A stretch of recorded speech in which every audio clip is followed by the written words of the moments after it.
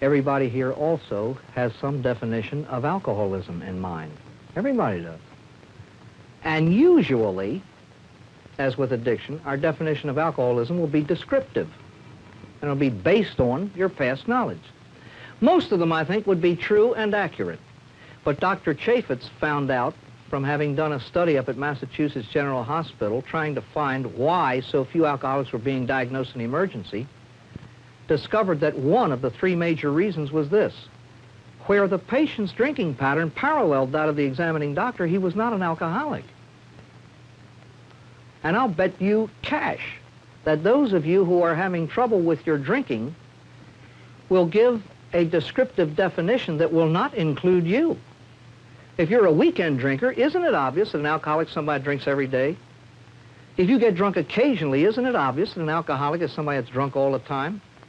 If you drink daily, isn't it true that an alcoholic is somebody drinks in the morning and you don't, etc., etc.?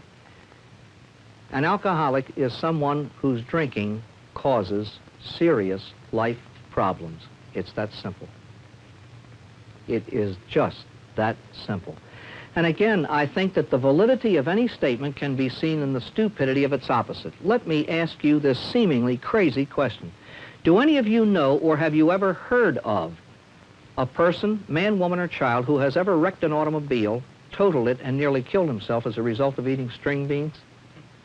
Have you ever heard of that? We've all known people who have nearly killed themselves because they were drunk. Now, you can wreck a car for many reasons, but if alcohol is the reason, alcohol is a problem. Face it, I can't prove this. It's a self-evident truth. To prove, you step behind and show something up in a clearer light. I can't prove this. What makes problems is one. I can't prove that. You buy it or you don't. Let me again describe. There's a young fellow in Jessup's Cut. He is serving 20 to life. He has no left arm. Started to go to AA meetings because his cellmate did, that's all. Wanted something to do. He had no more notion of alcoholism than man to moon. But while there, he heard what makes trouble is trouble, and if your alcohol causes trouble, it's a problem with you. This boy got drunk 3 times in his life. The first time he lost his arm, the second time he lost his family, and the third time he committed a crime that lost him his freedom. He concluded correctly he's an alcoholic. But how many of you have ever looked at someone in the family, someone you work for, someone who works for you, and said this totally insane thing? Well, yeah, he drinks, but he's not that bad yet. Now, he's not what bad yet? He's not what bad yet? You wait till he's dead and perhaps conclude he had a little trouble with his drinking? This is the insanity behind misinformation in this field. There is no field on earth in which the half-truth results in more tragedy than this one. If you, honest to heavens, believe that alcoholism is a disease, then it's diagnosable and treatable. Some symptoms of alcoholism, and if you know a few of these, you can write the rest of the story on any alcoholic that you know. It's just a question of details. Hold on to your chairs. All alcoholics drink too much. You say, well, good heavens, I know that. This characterizes all alcoholics, an excessive drinking pattern. Now let me ask you this, how much is too much? Oh. See, it doesn't have to do with any constant amount. It's purely relative. Too much is however much is too much for you. That's too much. And too much is what makes problems. Let me show you. We call alcoholism a disease of mind. Here's the way he functions. And please bear this in mind all the way through. He can get the troops out of Vietnam in 3 weeks. Ask him, why doesn't the president call me? He can't get out of bed, but he's going to get troops out of Vietnam. He can solve world problems, can't handle his own. I knew a psychiatrist in Detroit, used to treat alcoholics, and he was good. But in between patients, he'd reach into the drawer and boom, it's the only way he could get through the day. The problems, blackout. Just as all people, addicts and non-addicts, will be affected by ether, all people are going to be affected by alcohol. Now, alcoholics and non-alcoholics can experience blackouts. But tell a non-alcoholic, fairly normal person who can't remember last night but who has a dent in his right front fender that he may have hit somebody, he'll never drink and drive again. The alcoholic drinks and drives all the time. A blackout, by the way, is present inability to remember something done recently under the influence. You can remember graduating from grammar school 900 years ago and can't remember last night. I know a woman over in Baltimore married to a man who was up for promotion to general. At 3 a.m. during the Christmas holidays, her daughter, home from college, found her passed out in a bathroom floor. It embarrassed her for about 30 seconds. This lady blacks out every time she drinks, beginning at 4 p.m. every afternoon of her life. She has no recollection at all of every evening that she drinks, and it's daily. This no more phases her than the man in the moon. She's sick. This is way down here. Gulping and sneaking drinks. If a man were to see his wife sneak into the bathroom, lift the lid off the toilet tank, pull out a bottle of milk and drink 3 shots, he'd have her committed in about 5 minutes. Now, he drinks alcohol this way. That's why he drinks alcohol. And it never dawns on him as this is different from normal people. Loss of control. In whatever degree. Why, he was drunk at his daughter's graduation. Of course he was. He said he was only going to drink 3. He drank 23. He is more baffled than you. And so when you ask him why, he comes up with alibis. He has an alibi system. You know what an alibi is? It's an unreasonable reason for doing something. What'd you get drunk last Monday night for? He says it rained. You say, how about Tuesday? He says it didn't. Or it's the people I work with. It's my wife's big mouth. It's the dog's birthday. My team won or my team lost, whatever. Now, we laugh at the alcoholic's alibis. Now listen to the professional man's. Well, he's drunk because he has an inferiority complex. He's drunk because he's afraid of authority. He's drunk because he was born in the slums. He's drunk because his mommy abandoned him when he was 3. He's no such a thing drunk for those reasons. That's the professional man's alibi system. I don't mean to ridicule it. Don't mistake me. We'll try to clear this up a little bit later. But his reasons for the alcoholic's drinking are somewhat valid because they did play a part in the alcoholic's contracting the disease. That's not why he's drunk today. Anyway, the eye-opener. The need of a drink after a period of deprivation. Please notice it's not called the morning drink, because many an alcoholic has read somewhere if you drink in the morning, you're in. So you know what he does? He shakes to pieces till noon. As though a disease depends on a wristwatch. We call it the eye-opener, the need of a drink after a period of being deprived of it. Sleep. So normally the eye-opener's in the morning. Drinking alone. To hide the frequency and the amount. He doesn't want you to know he drinks as much as he does, as often as he does. That's why he shows up with about 12 miniatures in his pocket. Old weak bladder Willie. He's the guy in the office who goes to the bathroom about 82 times between arrival and lunch. And he comes back a little more woozy after each trip. Did you ever catch anybody at... This is why he gulps and sneaks. He doesn't want you to see him drink.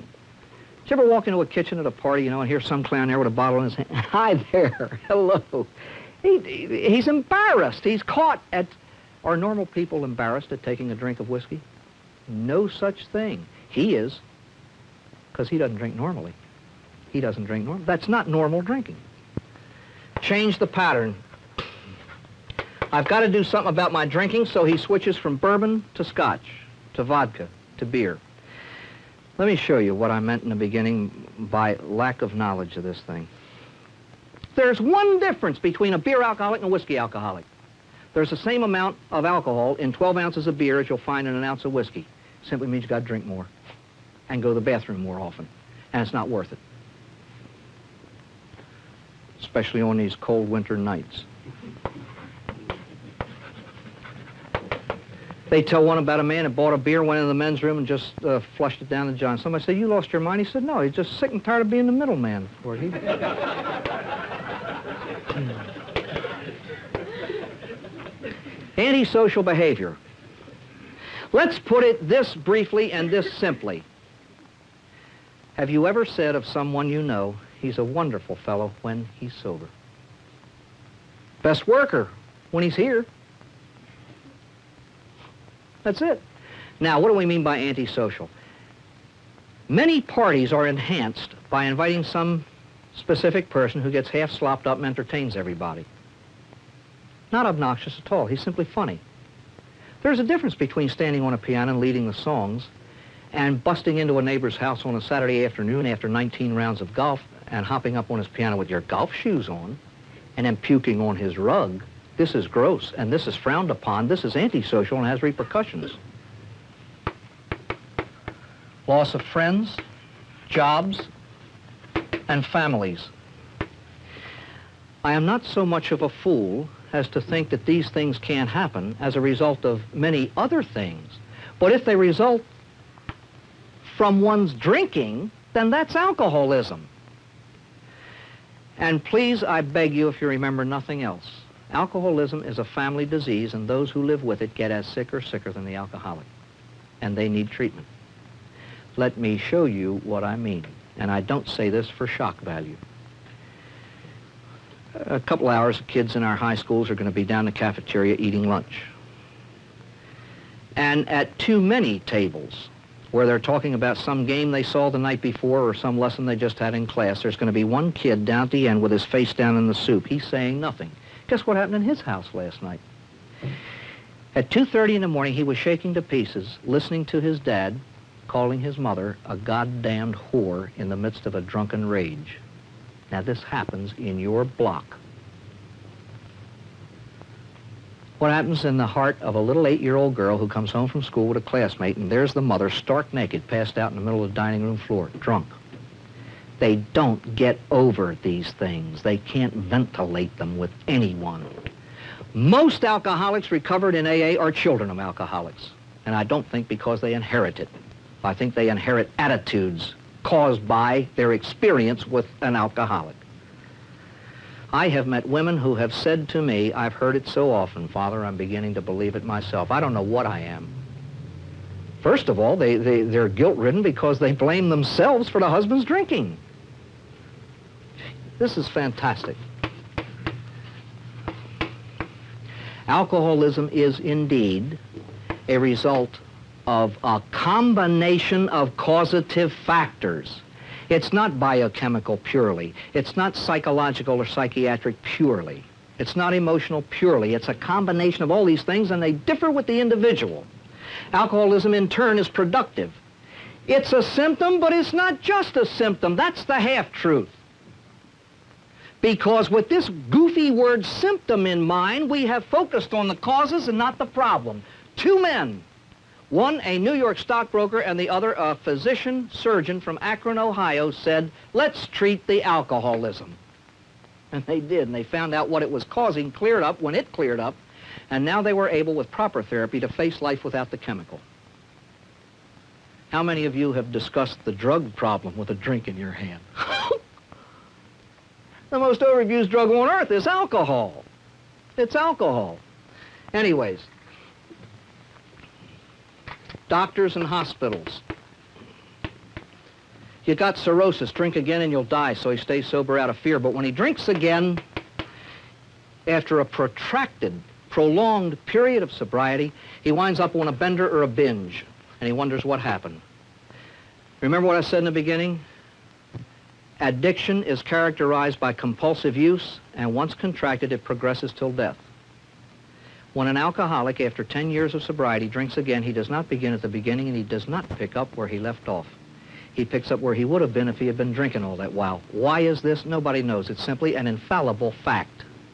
So the alcoholic can't stay sober 5 years and drink. At the punch bowl's brink, let the wise man think what they say in Japan. First the man takes a drink, then the drink takes a drink, then the drink takes the man.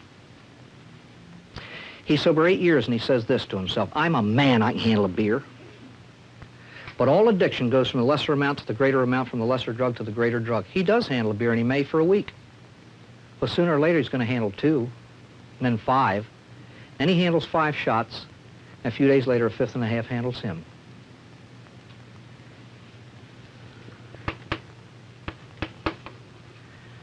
Tremors, the inner shakes and screaming for a drink, is indicative of a positive cellular craving for the drug without which he cannot operate normally. This is an infallible sign of addiction. And ladies and gentlemen, that is why alcoholics drink. They don't drink because it rained or didn't, nor do they drink because of an inferiority complex. Darn it, that caused the drinking. But they drink today as a result and symptom of their illness. In other words, and briefly, and those of you who are writing can write it down, alcoholics drink because they are alcoholics. It's the nature of alcoholism to use compulsively alcohol. In other words, alcoholics drink because they can't not drink. It's perfectly true that an alcoholic's freedom is missing and gone between drinks 10 and 11. I maintain that he's not free before the first drink. The farther away the alcoholic is from his last drink, the closer he is to his next one. It is simply a question of time. And when it happens, we get down to here to try to explain it. The explanation is in the nature of his addictive nature. Protect the supply. If you know anybody that hides bottles, you know an alcoholic. People don't hide milk. They don't hide orange. Remember Days of Wine and Roses? This kid hid one from himself. He hid it and then blacked out. Unreasonable resentments. Here's a wife been living for 15 years for this, and she's totally bewildered now. If I say yes, I'm wrong. If I say no, I'm wrong. See, he's running out of alibis, and he needs a reason to drink. He's drinking compulsively, tremendously now. He doesn't know why, and he's getting flaky. So he comes home and he provokes her to anger. And when she yells, he drinks. He resents unreasonably. Nameless fears and anxieties. The louder the mouth, the scared of the man. Alcoholism teaches one thing to its victims: how to be scared. Till we come to the end of the line.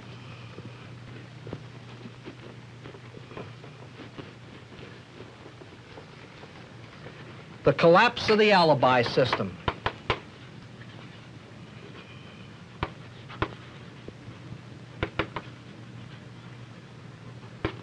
The tragedy for 35 out of 36, death occurs before it does. You know what that is? It means the alibis disappear. I didn't get drunk last night because the Colts won or lost. They didn't play. I didn't get drunk because of her big mouth. She's gone. It's not the people I work with. I don't work. And it's not the dog's birthday. He's dead. I drank because I couldn't help it. I had to drink. He has looked into the mirror of self and seen what is there. He reaches his moment of truth. The insanity of our reasoning. Is it true to say you can't help an alcoholic until he wants it? Yes. Perfectly true. He will not respond to treatment until he wants to. All I'm saying is get him into treatment. Try to make him want to. That's all. You know what I'm saying, in effect? I'll wait till he asks for help. God in heaven, I'm looking at a man with a sick mind and asking him to make a major decision about his life. I am presuming the very health of mind that he needs and doesn't have. You can lead a horse to water and not make him drink. Good gracious, I know that. But you can lead him there and make him thirsty. Get him into treatment and see if he'll respond. Okay, but what might work, might work. Let me ask you this. How many of you have ever walked down the street on a beautiful spring day about a half hour before lunch and say, gee, I got a half hour. I think I'll go in that dentist's office and have a few teeth out. We don't function that way. How can we expect an alcoholic to say, I think I'll do something about my drinking problem until he says, I got one? And if he doesn't know he's got one, it's up to us to make him see it. How about seeking treatment, buddy, or seeking a new job? You know, like that. If he surrenders to his addiction, he winds up incarcerated, insane, or dead, or he can surrender to help. There are clinics, there is psychiatry, there is psychology, And I beg you, don't undersell the virtue and the value and the place of a return to one's religious faith as a component of complete recovery. But above all else, what works best for most is AA. Face it, ladies and gentlemen, ain't a thing on God's good earth that works or succeeds like success. Nothing. It is 12 principles by which to live based on the first 3. I can't handle it. God can. I believe I'll let him. It has worked to the tune of 500,000 people. The programs that you will set up in heaven's name, use the resources you have available, the professionals who know what in God's name they are talking about. Tons of money are being dumped into drug abuse, and I think we know nothing about drugs, nothing. And we spin wheels and get a lot of screwballs heading up these things. Forgive me, I don't mean to be stepping on individual toes. I'm just calling facts. Use people who know something about alcoholism to help in this. And I might leave with these few thoughts. Number 1, to me, an educated man is one who has learned after a number of years to say, I don't know. I don't have all the answers. We need many people to do it. There are guidelines for industry that have been found to be workable. In heaven's name, find them out. Secondly, you have been more than kind. I appreciate more than you know your having me here to talk. I hope for those of you who can still drink that I didn't spoil your drinking for you. And if ever you meet somebody who doesn't have a smile on his face, give him one of yours. Thanks very kindly. You've been